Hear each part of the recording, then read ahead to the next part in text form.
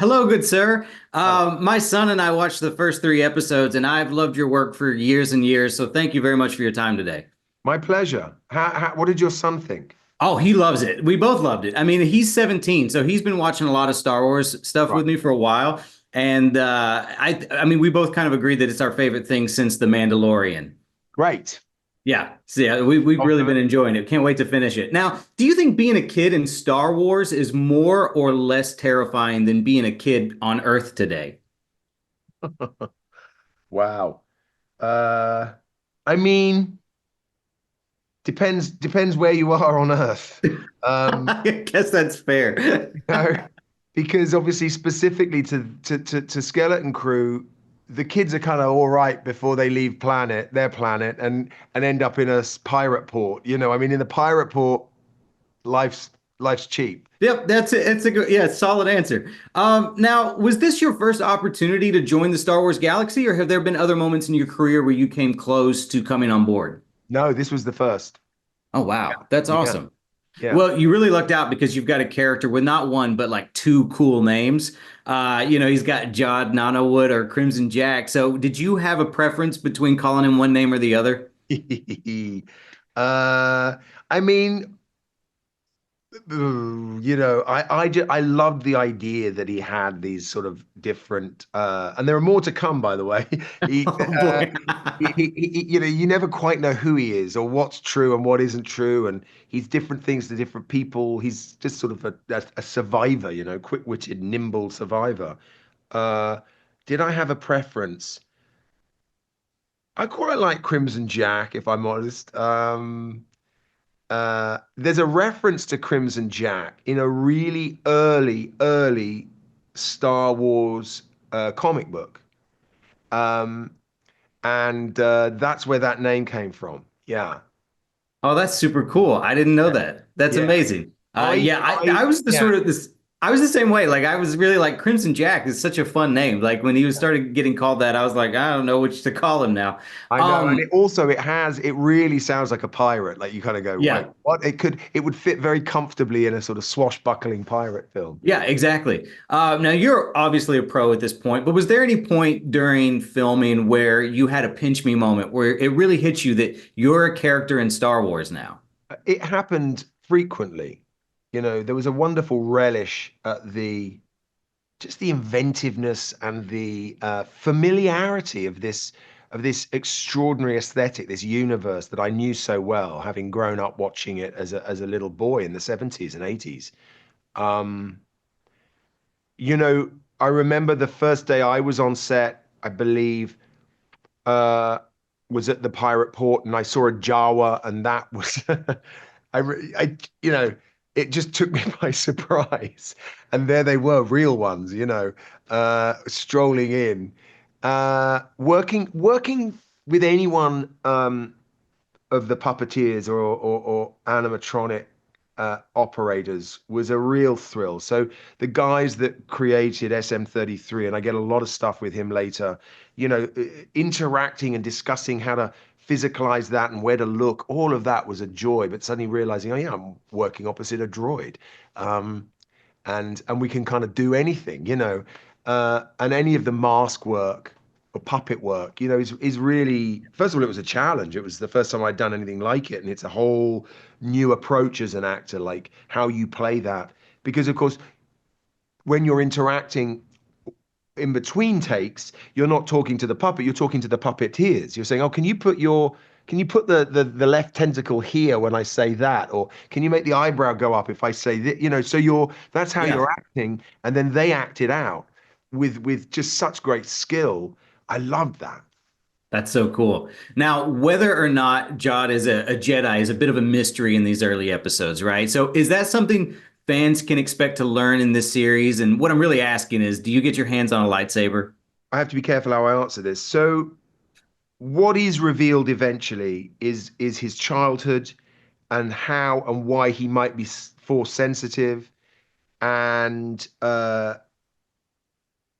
That's all I'm going to say. That's fair enough. That's fair enough. Now, was there anyone in particular, be it from Star Wars or elsewhere, who you used as sort of inspiration for Jod? I mean, because he's a very interesting character. I love him so far from what I've seen from him. I'm so glad. Well, yeah, what was fun was the opportunity to draw on several because he's so complicated. He's such a kind of, he is multifaceted and contradictory.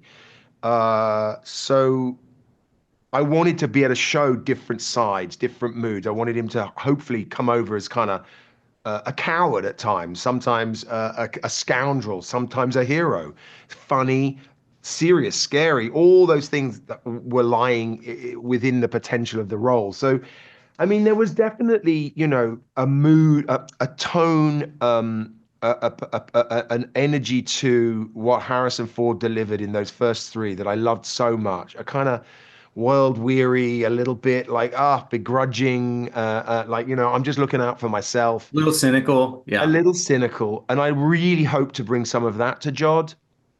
I always loved the sort of panache of Landau Calrissian. Um, you know, there was just something so flamboyant and Yeah. hilarious about him. Um, by the time we got to Cloud City, and trying to think of other direct influences. Those are the two that really jump to me. And obviously, you want to make him as original as possible because he's your input.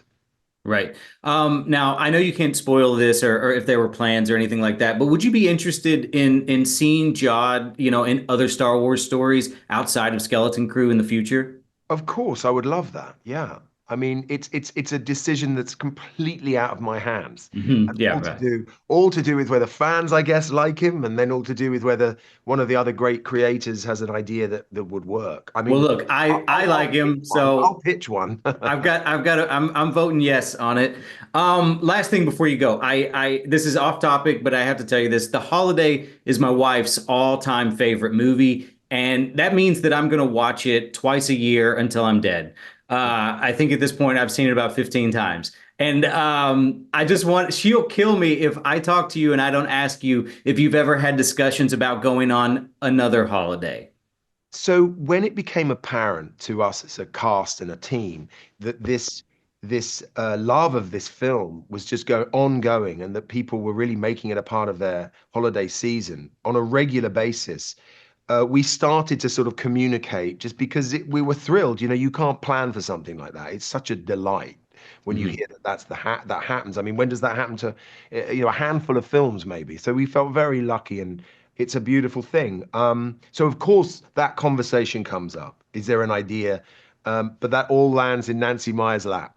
Um, I'm sure if it was, she's pretty meticulous. So I think if she would only do it if it was a really robust idea, and then it would be whether the four of us would come back. I would be curious to see what they're all doing.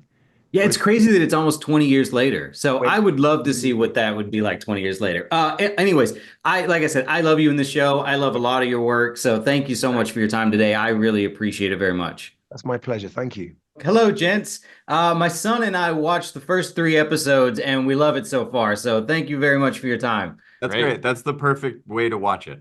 Yeah, I think so too, man. I mean, he's been growing, he's 17 now, and he's been growing up with Star Wars. Oh, And nice. so we were talking about it, and I think this is our favorite Star Wars thing since The Mandalorian. Like we had so much fun with it. It's awesome. I wanted to ask you guys, considering this is so kids focused, do you think being a kid in Star Wars is more or less terrifying than being a kid on Earth today? Oh my, that's a good question. I think the answer is changing with time. I think it's probably pretty scary to be a kid in Star Wars. But I It's hope, called Star Wars. yeah, there's a war going on. But hopefully there's maybe some lessons to help you be a little bit less scared on Earth as well. Yeah, but it seemed like less social media. So wars, social media, it Right. balances out. Yeah. No, for both of you though, what point working on this show was your pinch me moment where you realized like, holy crap, I'm actually contributing to Star Wars. This is awesome. It's weird because that would happen all the time. Like it's Constantly. one of those things where when you're making something Star Wars, there's never just like a normal scene. There's never like just a regular scene in a regular location. Every single thing you're doing is a totally created special world with a droid and a creature, and you kind of feel like that all the time. I don't know. I don't have a single moment. I guess for me, it was just meeting some of those people who I watched on the behind the scenes stuff. Yeah. Like meeting Doug Chang, and he's really nice and is asking me what I want for this thing. And I go, Yeah, I was like "Sure, constantly Doug." starstruck by like John Knoll, Yeah. who was our VFX supervisor. I was like just asking him questions all the time. I don't know. It was a very, very fun set to be on. That's so cool. I hope this next question isn't Oh, too wait, much of no, a I know when spoiler. I was starstruck, or when I was like the most pinch me moment Yeah. was meeting Phil Tippett. That was And great. like we did a full stop motion sequence. So to go to the Tippett studios and, you know, actually sit there while they're doing frame by frame stop motion animation, Yeah. that was amazing for me. And Ed That's too. super cool. Yeah. Now, like I said, I hope this next question isn't too much of a spoiler, but are we going to see any truffle shuffles in Star Wars? Poor Chunk. Yeah. No, I mean, there was that elaborate Neil musical number, but Yeah, it's no yeah, longer in we the had to show. cut it. Yeah. Oh man, that's too bad. Now, I wanted to know that as a guy who grew up in the 80s, I love the Goonies. And I could see the influence, on this. Was there ever any discussion at one point or another to have maybe one of the kids from the Goonies make a fun cameo appearance in this at all? Yeah, we had talked about that as like an overall casting idea potentially, where it's like, oh, should we find some like kids that were in those movies and now cast them as some adult characters, but it wasn't enough to really carry through. But no, I mean, there's definitely an opportunity there. Now, I want to say that I love Jod as a new character. Like he's so much fun. How does Jod challenge or sort of redefine the trope of a mentor figure in the Star Wars galaxy? I like the idea that he is sort of aware of the idea of a mentor character in the Star Wars galaxy and is playing sometimes into that and sometimes playing against that because he's a mysterious character. We don't exactly know where he's coming from and what he wants. And I think that leaning into that helps make his character that much more compelling. Now, I also want to say on the subject of bringing somebody back, I love that Jaleel White has come back for Yeah, this. that's the And closest to like us casting, yeah, dude, I'm so excited. I think that guy is so criminally underrated as far as awesome. how talented he was as Urgle. How did conversations begin as far as bringing Jaleel on board? It was suggested to us. Because we had talked about this idea of like pulling from, the things that we like actors that we had loved as kids, who were kids when we were kids. And so when it came up as a role, that was one of the ideas suggested to us, and we were like, yeah, that's brilliant, and he was great. Yeah, and he plays it straight. Like he's a dangerous pirate. Yeah. So I can't wait. I can't wait to see more. I asked this only because I have seen the first 3 episodes, so I have no idea how it ends yet. But are there any ideas for future Skeleton Crew stories, or are you guys feeling like this is a one and done sort of situation? I mean, we wanted to make sure that this first season feels like its own self-contained arc, but we definitely have an idea of where the story could continue to go. yeah, And also, it's funny because you kind of get a storyline for free because the kids are growing up. yeah, So whatever we do is part of the story is going to be about growing up in Star Wars, which is something we haven't exactly seen. Like we saw Anakin jump to be a lot older in one big jump. But yeah, I'm more interested in sort of the Harry Potter progression of like growing up with the kids and seeing how they adapt to the galaxy as they get older. Or just seeing any sort of sequel at all, like us fans of the Goonies will never likely get. Yeah. No, the show takes place during like the Mandalorian timeline. So how closely did you guys collaborate with Jon Favreau or Dave Filoni to maintain continuity? I'd like to think of them, I keep describing them as like just a giant safety net that was always there for us. So we had the freedom to just sort of go and tell the story that we wanted to tell. And then we'd check back in with them occasionally and they'd let us know, they'd sort of guide us or let us know, oh, we're exploring that on this show, or like, oh, we're saving this for something in the future. So they were just sort of like there as a safety net and as a resource for if we ever had any questions. But yeah, it felt very free. Like they let us go and would only sort of like steer us back if we went way off track. I mean, it was cool because they were kind of mentoring us and supervising us doing what they had just done. Yeah. So they got it from our perspective, and they had so much to offer. It was, Yeah, it's you great to could- have producers that are also making shows Yeah. as well. You So, couldn't think of a better Yeah. system. It was so perfect. Now, what are the odds that we see Jod or any of the other original characters you guys have created for Skeleton Crew make an appearance elsewhere in another Star Wars story? I think that would be cool. That always feels like we did a good job. If someone wants to steal if someone else wants to Yeah. play with your action figures, Yeah. that's how it. Also, I've gone back and forth between calling Jod, like I've called him Jod Nanawood, and I've also said Crimson Jack. So, did you guys have like one that I don't know if I just spoiled something, we'll cut this out. But it's all right. did you guys have like a preference on like a name? Like, what did you guys call him around set most often? I think he goes by many names. You make him sound like Sauron. Yeah. Oh, right. No, he in the script he's Jod, just Yeah. Jod. Okay, cool. Last question for you guys. I want to say I love the work that you guys have done for Spider-Man. I think that that's amazing. And I was just curious if you guys are excited about, viewing the next Spider-Man story now that they've announced it as fans, and like if you're looking forward to that. It's so exciting to just get to be a fan again. Like it's not responsible for it. I can just go enjoy it purely as a person in the audience. Get the Like popcorn. I can't wait. That's awesome. Guys, well, thank you so much for your time. I love the show. Like I said, my son loves it. So it's a real treat to get to meet both of you. So thank you very much. Too. Have a good one. Thanks a lot. Yeah, bye guys. I've seen the first 3 episodes and you guys all killed it. So first off, thank you for your time today. I loved it. You guys are awesome.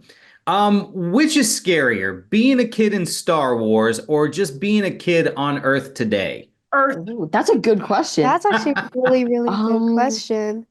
With Star Wars, like there's so many variables and so many unknowns, and I think just with the real world as well.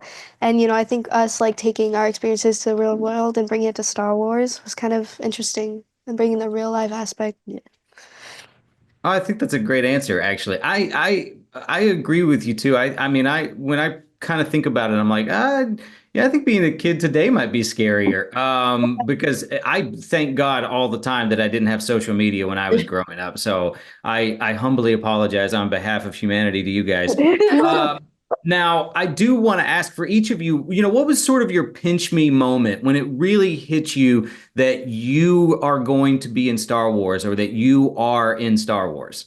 Oh, for me, it was on the first day when I saw my bedroom, and it was the craziest thing. It was so weird. There was like these, I don't remember. It was like, it was like all these little planets were like hanging up above me.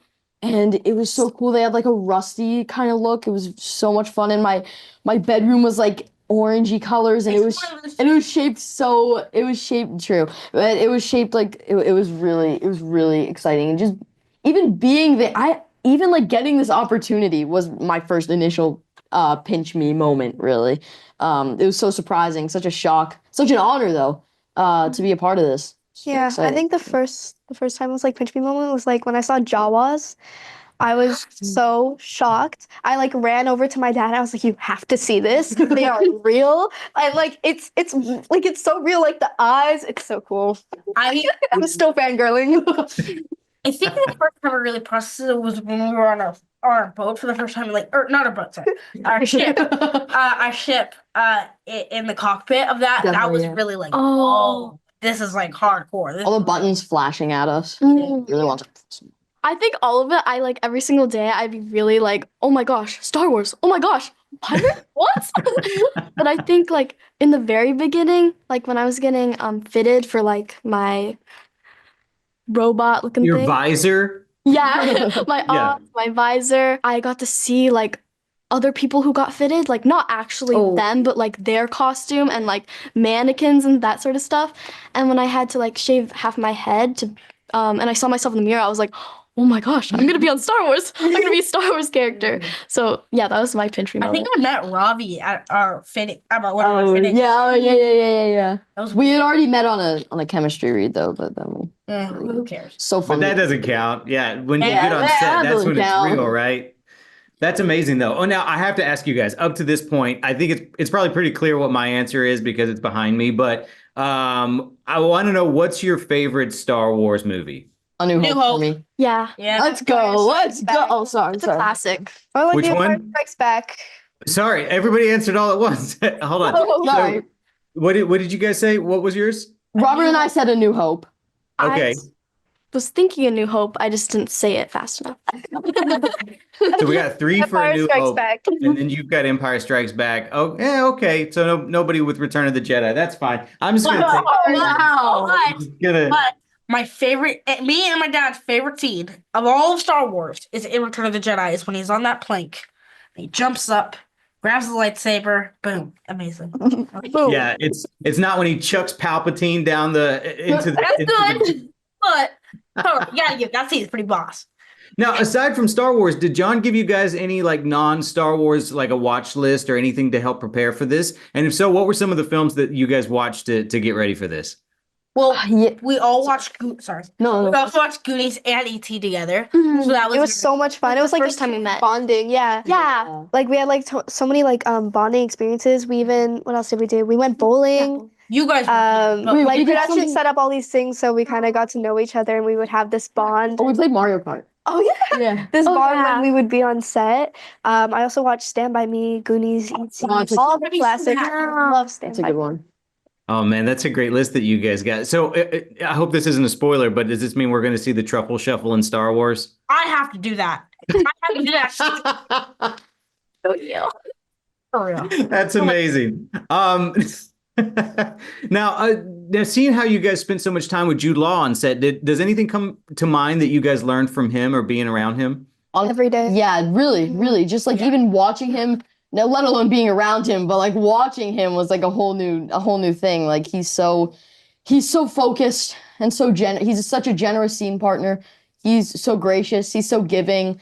It's really not. He's unlike any actor I've really worked with before, or seen. I've seen some of his prior work to Skeleton Crew before we even started shooting, and I really was blown away. And so much of my work on Skeleton Crew, watching Jude, and being his scene partner, translated over to future projects. And I think that was so special, making so many memories with him and all these guys.